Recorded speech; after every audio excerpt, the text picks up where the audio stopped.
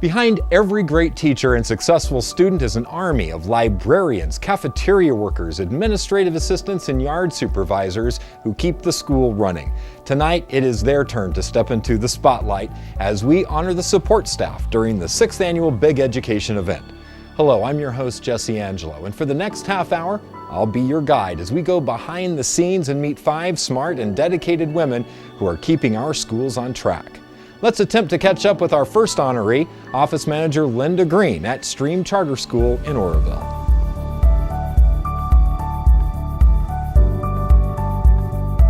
It's the end of the school day at Stream Charter School, and Office Manager Milinda Green is outside helping students cross the street. This comes as no surprise to the staff, who say Linda's duties span far beyond the office. I think the question would be, what doesn't she do? I could not define what she doesn't do. Of course, she's not in the classroom teaching, but when you talk about knowing what every single teacher does, she has a hand in what is ordered. She has a hand in whether it's athletics, outside of the classroom, inside the classroom, what goes on with Mr. Phillips. Everything she has a hand in. She is the glue to the school. We wouldn't run without her. She has a little mug that says Boss Lady, and it's just kind of funny. There are times where students especially will ask me questions, and my response usually is, I don't know, you need to ask Mrs. Green about that. And they'll, well, aren't you in charge? When she lets me. I think one of the biggest misnomers about somebody that works in the office is that they're these little gray-haired old ladies that are mean and don't like kids and are always in a bad mood and want to snap at them when they come in. I don't think that's the case. I think it has to be somebody that has a big heart and that really loves what they do and loves the environment. I just love working with the kids. Principal Don Phillips recruited Linda to help found the school more than 4 years ago, and she's been helping the students and staff ever since. And he had pulled me aside and he had told me about this great idea of this kindergarten through 8th grade charter school that's going to come in and have this forward-thinking STEM curriculum and this whole great idea of hands-on learning, and I just loved the idea of it. And he asked if I'd be interested in coming on board. So I've actually been working with him since 2013 through the whole petition to get the charter started, to going to board meetings, to going to events to get the word out there. So yeah, she's definitely been a part of building our school, building the program, and has definitely been a part of the relationships we have in the community, and probably even the good favor that we have in the community, kind of as our spokesman, as it were, spokeswoman, but also as just kind of a liaison between the community and some of what we want to do in the community and the school. No, I mean, a lot of our policies and a lot of the way we do things is from her. I mean, from doing the pizza every Thursday to, you know, the way our Monday folders go out, our communication, that's all through her guidance. You know, the newsletters and having those out, and just, I think her communication, the way she communicates is the way we communicate. And because she communicates so well, we've all kind of picked up on that. And then what they've picked up on is Linda's superpower of making each person she encounters in a day feel valued and respected. Linda definitely has a sense of humor, and she will joke and laugh with everybody. And it makes it so much fun to be here at work. And the kids love her. They want to come in and say hi and see her because she makes them feel wanted, and she makes it a place that kids want to be. So I love that about her. And I think any parent, any child that meets her just automatically has a connection because she makes you feel loved. She makes you feel like she cares about you, and she just basically has your best interest at heart, and that's the vibe that she gives you. Just her personality is very bubbly and loving and down to earth. She knows how to push the buttons of people to make them have a good day or to turn their day around. Whether it's we're having an issue with our class or having an issue with our parents or having an issue just personal life, you know, she figures that out and will help walk us through and help guide us. And yeah, it's kind of nice. I've never had that where somebody at work cares about not just you as a teacher, but you as a person. So it's really, really fun. we're here and we are making a difference. And I may not be the teacher in the classroom, but I am here helping to make sure that the school is, functioning as best as I can in the small way that I do. And it's just so great to see the smile on those kids' faces, whether it be the new soccer goals that we just got, or fundraising money that paid for the 1,000,000-word lunch reader incentive that we just got to go on. Anything like that just makes me really happy that I can be involved in this.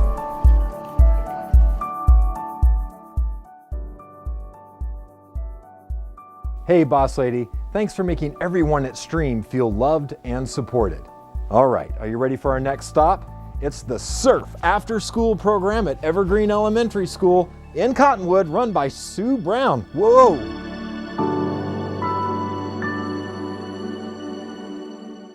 By the time the students at Evergreen Elementary and middle schools reach the door for Sue Brown's after-school surf program, they've already gone through the ups and downs of a 6-hour school day, which means Sue never quite knows the direction each afternoon will take. So I'm even some days, I could tell just by, in general, when the kids come in and you can feel the vibe of them, sometimes I'll shut down what we had planned and switch it because I can already see it's not going to go well. So I think that's part of it too, is switching when, knowing when to switch when things aren't going to work out.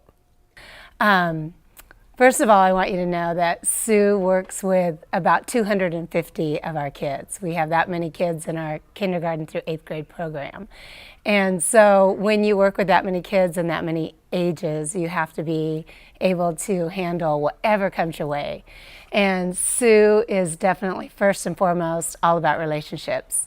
And not only does she love those kids for who they are, but she also loves and values and cares about their families. And so that is definitely something that stands above all else when I think about Sue, how much she deeply cares. The other thing that comes to mind is just Sue's great sense of humor. She keeps things light, and it doesn't matter what's going on in her life. She comes through this door every day with a smile on her face, a great positive attitude, and shares that not only with the kids, but with her staff. Balancing the needs of 250 kids while supervising staff and interacting with parents is no small feat. But Sue says the fun relationships she forms with the students make it all worth it, even though they can get a little mischievous. I love all of my kids. You have the kids who you never have to reprimand for anything, and then you have those kids that you're constantly talking to about the same thing. And I love them just as much, and sometimes they almost make me laugh more. I sometimes, some of the things kids do where I need to correct them, I have to turn around at my desk first and get a grip so I won't laugh, and then turn around and speak with them. But I just make sure that they know that when I'm speaking to them, and sometimes I'll make mistakes, and I tell them all the time, I make mistakes every single day. Everybody makes mistakes, and that's okay. We just move on from there. So I think as long as they realize that, it's not the end of the world. Give me a hug. Okay, we're going to start from here and be fresh, and it's all good. Sue has that natural ability to exude that unconditional love for all kids. Sue does take them for who they are. She loves them for all their quirks, and those kids know when they walk in this door that 1, they're going to be safe, but 2, they're going to be loved and valued for who they are, and that they will be given the grace when they make mistakes, that tomorrow will be a new day and Sue's going to be here and Sue's going to love them no matter what. It's not uncommon for Sue to have students in her after-school program from the time they are in kindergarten until they are in 7th or 8th grade. The stability of the relationships that are built year after year enables her to become a friend, counselor, and maybe most importantly, a champion. I think until you understand them, you don't really know them. So I just like to chat with them. The things they say are so interesting, but it gives you an insight into their home life and problems they might be having at school. And, I can help with suggestions, or sometimes they just need to get something off their chest. Maybe they're just having a bad day. After having kids for as long as I've had them, when they come in, you can tell by the look on their face.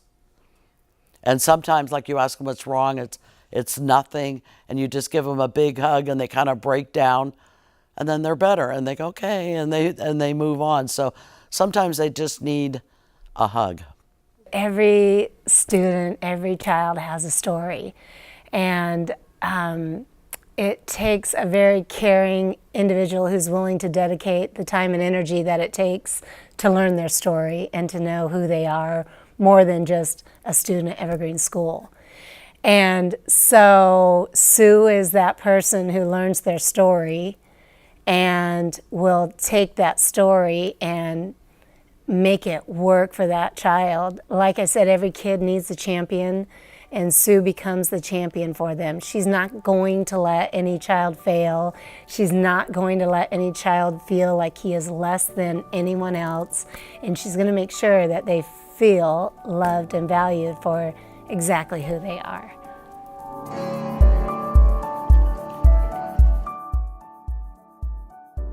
And Sue, as Mr. Rogers says, we like you just the way you are. Thank you for loving the hundreds of students in your program. Not too far up the road from Cottonwood is Excel Academy in Reading, where we find Behavior Management Assistant Milinda Taylor.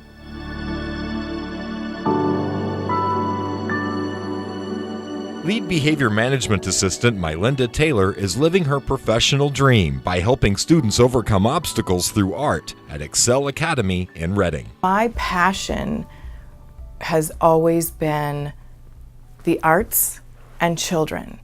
I started out working with children in Michigan in special ed, but then my art took off and I became a professional entertainer, so I did that for a while, and then was a single mom for a while. So once my kids were old enough, I went back to my first love, got the specialized training that I needed, and did a marriage of the art and education. Because I think that there's nothing more powerful than giving children a way to express themselves and have permission, you know, and I think art is powerful. So it's just kind of a little journey, and this is where I want to spend the rest of my life, and this is what I want to be doing. Kids benefit from having exposure to singing and that kind of thing, because if you think about it, we all respond to music and to songs. We all have a go-to song when we're sad or a go-to song when we're happy. And so being able to connect in that way emotionally and in that deeper inner level is a lifelong skill. It will benefit them forever. I really like how she knows the right way to act in different situations, like the seriousness and the having fun, and she really knows how to act in certain situations. Excel Academy is a regional placement center in Shasta County serving students who have faced behavioral challenges at other schools. Principal Gina Murphy says Milinda's ability to meet these children where they are, despite whatever happened in the past, sets her apart. She's able to connect with them on a heart-to-heart level. She doesn't take their outward behaviors personally. She understands on a different level that they are expressing a need, and she helps figure out what is that need and how can we serve it and help them learn to fulfill it. Because sometimes students who are really okay 90% of the time may be having a meltdown or a personal crisis, and they're struggling with their words, and she's able to communicate with them even if it's not talking. She can communicate through art because she's amazingly artistic. Her silence, her empathy, and just patting someone on the back and being there for them. So the kids here love her. The staff love her as well, but she really has a special place with the kids. I believe having the ability to really see the children as they are and meet them according to need is, one, there's a level of intuitiveness to just literally get down on their level. If I have a child laid out on the floor, you know, little ones, they do that sometimes, I might be right down on the floor with them. Of course, I'm constantly trying to expand my skill set. We call it here at Excel our arsenal of awesomeness, so that, you know, at any point in time I can grab from whatever skill I need in the bucket.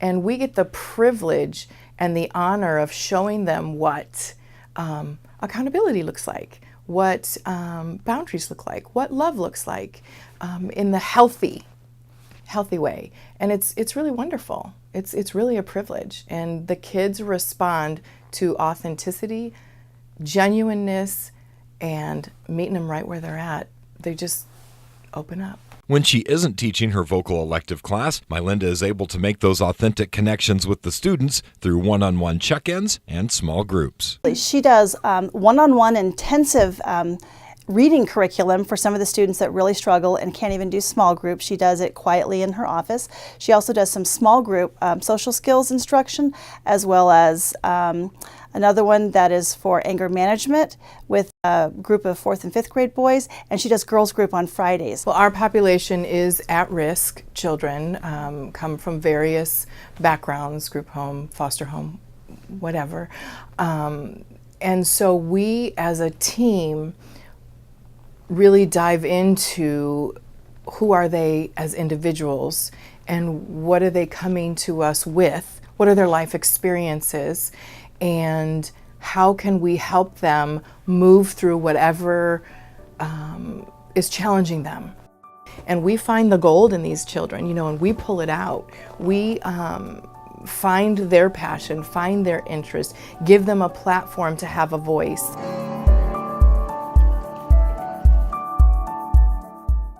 Arsenal of awesomeness? Well, that sounds awesome.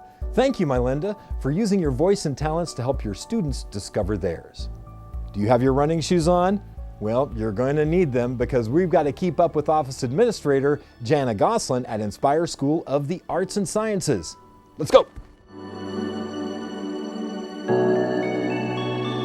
As the office manager at Inspire School of the Arts and Sciences, Jana Gosselin helps to set the tone for the staff and students, and she does it using candy and rocks.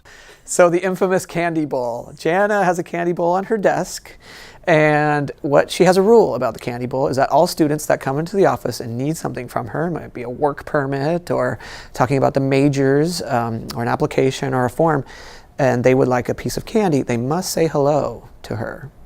And they must interact in a polite way, because that's also training them, right?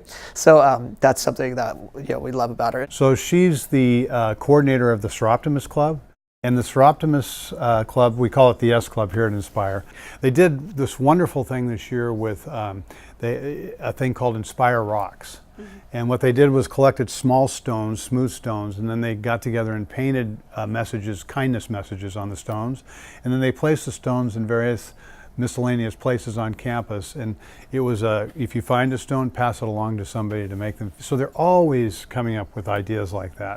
We have become this awesome, active service club on campus. We collected 237 pounds of food that I took in December. We do a food drive every year.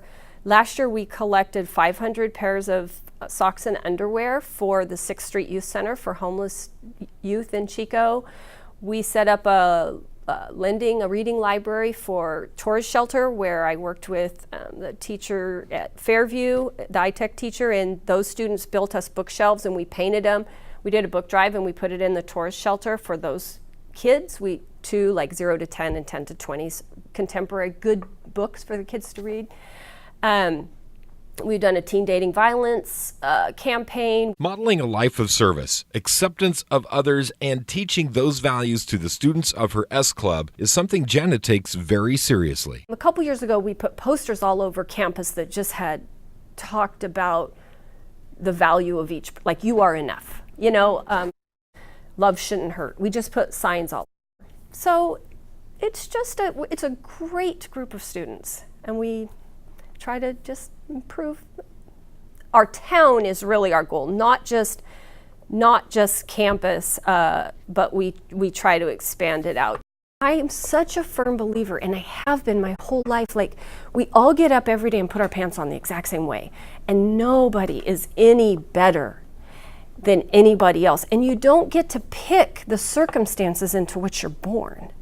And so we're all in this together. We're all the same people. With Jana, I have the ability to watch as students come in the office, and always the interaction is one where I can tell when the student walks away, they're feeling like they're like, I'm going somewhere, I'm doing something important. It's so affirming, the work that she does with students. And I think that just comes from her heart. I think she really cares deeply about young people and their success and helps to advance that every day. Part of the way Jana helps the students succeed is by coordinating the Majors program at Inspire. It's a way for a student who has a really strong passion and comes in as a young person, 13, 14 years old, and knows that passion to really dive deep into it while they're in high school. And as the coordinator, I am sort of like the cheerleader. I'm also the organizational piece. I'm the student interface. So kids come to me, I talk to them about what's required. I talk to them about meeting with a major advisor. So then within each of those 12, there is a staff member who that's their specialty. So they're the key player. I'm the support and coordination and the student interface to the Majors program. I'm accessible. Kids can come to me at any time and we can talk about it. Where would we be without Jana? Jana is the glue. She is like the ball of wax that holds it all together. When folks come in to the office, they seek her out because she's a problem solver. She will, and if she can't solve it right then, she's going to figure out how. Which team member is she going to tap to make sure that that problem will get solved? So again, the humbleness and that team approach that's what we value here on our campus. But without individuals like Jana that are going to be a team leader, all teams need leaders, and she's absolutely one of our best.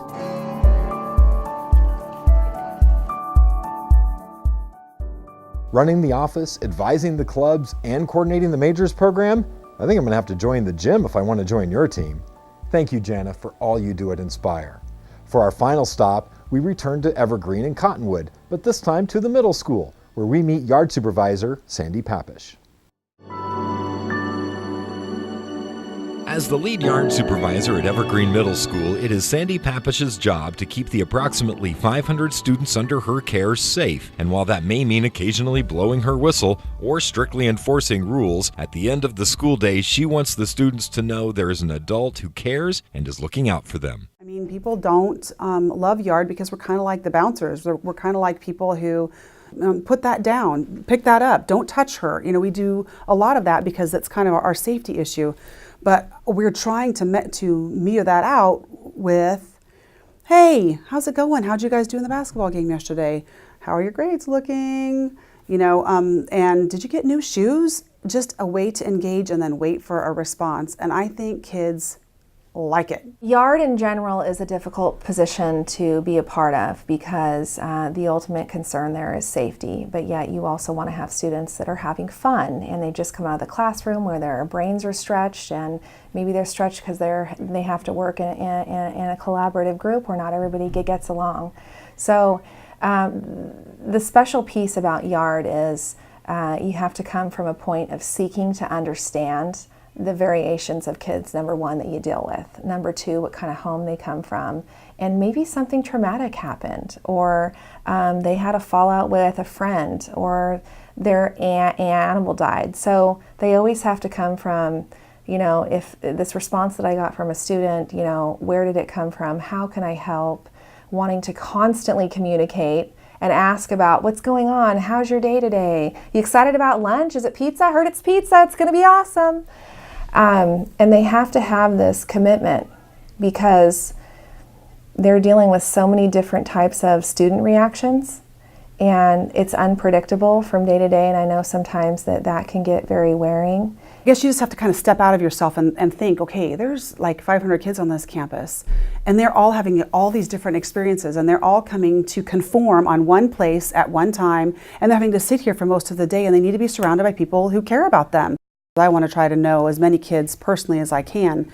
Unfortunately, I do not have a great memory, so a lot of the kids they're all my honeys or my sweeties, but I think if I can look at a child and see them as another adult talking to my child, what would I want the interaction to look like? I want it to be personal. I'd want it to be thoughtful. I'd want it to be involved. I want to say, how was your day? And then wait for a response, not, hey, how are you? And keep moving. I want it to be, like, you're valued here. Sandy brings the same care and concern she has for the students on the playground into the Learning Center, where she works with small groups of students on their reading and math. And I have groups in the Learning Center, and I teach math, which is not my strongest subject, which actually works for me because I get to tell kids, look, this isn't even easy for me either, so we'll learn it together, and it works. I think that broadens her experience of the students that she sees in the yard, because it gives her maybe a greater understanding as to, perhaps why some of the rules don't sink in when I tell you. Maybe there's something with processing, or not only do you have to give something verbally, but there needs to be a visual, alongside. So the Learning Center, I think, gives her a greater understanding of the students that she sees out in the yard. Sandy has 3 daughters who have gone through school at Evergreen, and that parental experience affects how she sees and interacts with the kids on the yard, even when it comes to dealing with difficult behavior. With a lot of behavior with Mrs. Ross, we do preventative stuff. We have to react to situations. We have injuries, lots of drama, little disputes. Somebody is said this about me, and it takes some work to find all the parties that are involved in that and get down to it. I think the main reason I like that aspect of my job is I get to see the kids as a kid, and I think of my own kid. And if my own kid went up to a yard duty and said, he just called me a name, then that person is a caring, compassionate adult who says, okay, we'll get to the bottom of this. We'll figure it out. I like doing that part. In all reality, she's just an overall loving, enjoyable, caring human being, and is willing to help out no matter what the task is in front of her. And that could even be before or after school. So we don't find employees like that too often, and I'm blessed that, we work together.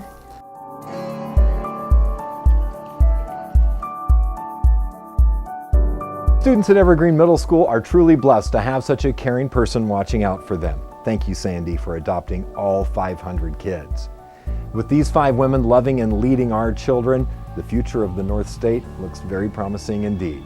Thank you to their schools for allowing us a sneak peek inside, and thank you for watching. Each of our honorees tonight were nominated by their coworkers during KIXE's open nomination period last fall. If you would like to nominate someone for next year's big education event, look for more information on KIXE's website this coming school year. From all of us at KIXE, thank you for watching. I'm Jesse Angelo. Good night.